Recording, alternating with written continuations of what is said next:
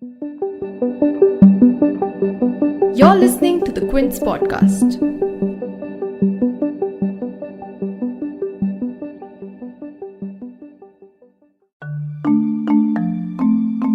The Citizenship Amendment Act, passed by Parliament on 12th December 2019, triggered waves of protests all across India.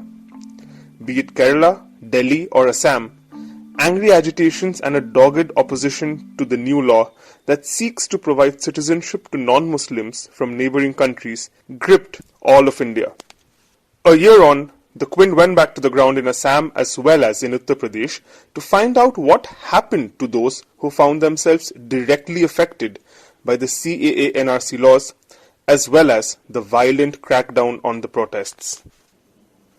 The Quint revisited 104-year-old Chandradhar Das in Assam, who moved to India in 1950 but was declared an illegal immigrant in 2018 and is still struggling to have his citizenship amended. We also went back on the ground in UP's Bijnor and Kanpur, two cities where the protests turned particularly violent. In Kanpur, families of Rais, Aftab and Saif are still struggling to have an FIR registered. Meanwhile in Bijnor, the family of 21-year-old UPSC aspirant Suleiman, who was killed in a police firing, is yet to come to terms with his demise and the police denying any responsibility. You're tuned in to The Big Story, the podcast where we dissect the headline-making news for you, and I'm your host, Sushovan.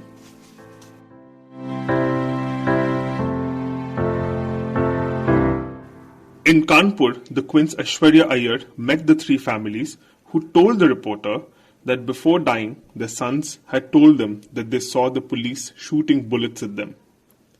Relying on these claims, the family visited the police station several times to get an investigation into their son's death going. However, the police holds on to its version that the men had died in firing between rioters and that none of them had died due to the police firing bullets. I went to the police station to get a report registered as they hadn't registered my complaint. They asked me how I knew it was the police who had shot him. I told them that my son told me before dying. Then how can I believe you that the police did not shoot him? The police can absolutely not say that they haven't killed my son. I can say it with assurance that they are the ones who did it. Not only did my son tell me, but there's also a video. In the video, the policemen are seen firing bullets. They're repeatedly saying, shoot them, don't let them go. Betrayed and scared, Rais's father says they have no faith left anymore in the police to deliver them any justice or closure.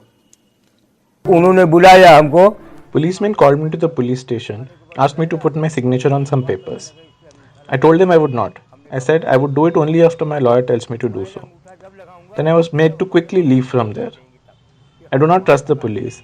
When the police did not register our FIR, did not help us in any way, did not show us any sympathy whatsoever, why would I trust them?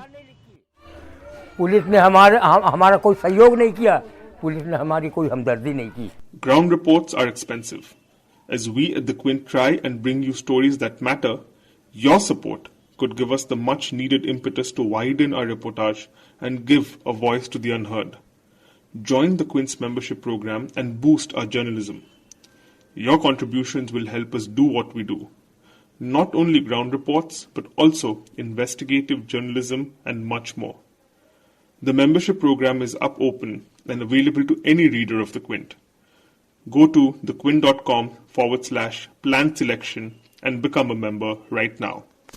In a similar story, in the same city of Kanpur, Saif, who was shot in the abdomen, told his brother and friends that the police had shot him. His father, 62-year-old Mohammed Taki, told the Quint that he visited the police station 3-4 times in the past year, but was sent away each time. I went there, but no one listened to us. We were asked to leave from there and told our reports will not be registered. I went there 3 or 4 times. कितने बार गए होंगे आप? हम सब 3-4 बार हम लोग गए हैं. Across the country, the Quint also visited Assam, which witnessed the first wave of intense protests soon after the CAA was enacted, and continues to seethe in discontent over the legislation. The anger primarily revolves around the question of citizenship of lakhs who have been here for decades. Chandradhar Das, 104-year-old, a resident of Amraghat area under Dholai constituency in Kachar district of Assam, was declared a foreigner in January 2018. That's not all. The then 102-year-old Chandradhar Das was taken to the detention camp in Silchar Central Jail in May 2018. As his health condition started deteriorating, he was given bail after 3 months on humanitarian grounds. They took me to jail. I spent more than 80 days in jail. After the CAA was passed in Parliament in December 2019, the family was hopeful that Chandradhar Das would finally get his Indian citizenship. But they say little has changed. Das's daughter, Niyati Rai, told the Quint that after the CAA, the family thought they could finally live without fear of losing their citizenship. But nothing has changed in the last 1 year, she says. She says her father was happy to see the Modi government bring this bill, but they haven't got any benefits yet. After the CAA, we finally thought that we can live without the fear of losing our citizenship, but nothing has changed in the last 1 year. My father really likes the Narendra Modi government. We were really happy that the Modi government has finally come to our rescue, but we haven't gotten any benefits yet. Das's story finds echo among other residents of the district, many of them senior citizens. Come what may, there's no way that 70-year-old Sulekha Das can miss a visit to the Udarbon police station every Wednesday. If she does, she can be immediately sent back to a detention camp. That was the precondition when she was released from the detention camp in Silchar in May 2020. Sulekha Das and her husband's names are in the 1965 voters list, yet she was declared a D voter. She didn't even make it to the draft NRC. My family spent lakhs of rupees on lawyers. We are poor people. Yet every week we have to spend money to travel to the police station. During the election, the leaders had told us that we will get Indian citizenship. But nothing has happened so far. Even after the CAA, every week I have to visit the police station.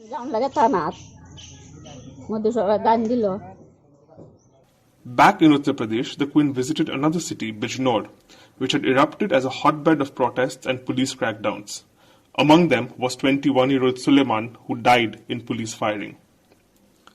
As part of a series, CAA, Lest We Forget, we returned to Suleiman's home to understand where the case stands and the pressure under which his family continues to live.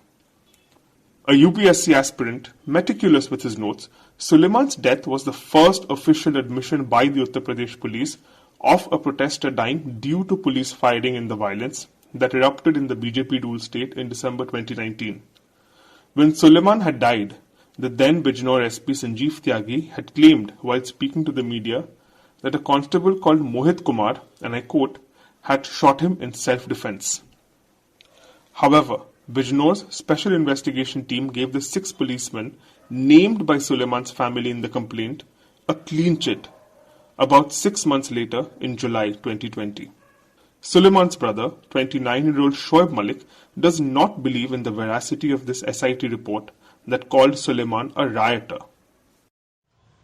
They have not given us a copy of this SIT report. Who are they to decide that my brother was killed in self-defense when they shot him themselves? A court will decide if they are an accused or not, or they will decide for themselves. They have given themselves a clean chit. Is this how justice functions? We also wrote letters to the Superintendent of Police, Chief Minister and Prime Minister. Finally, a complaint was accepted on 28 December. If you like listening to this podcast, please subscribe to the Big Story playlist for episodic updates. We are live on Apple, Google Podcasts, Spotify, JioSaavn and the other popular podcast streaming platforms. For other podcasts, please log on to the Quint website and check out our podcast section. For any feedback, send an email to podcasts@thequint.com.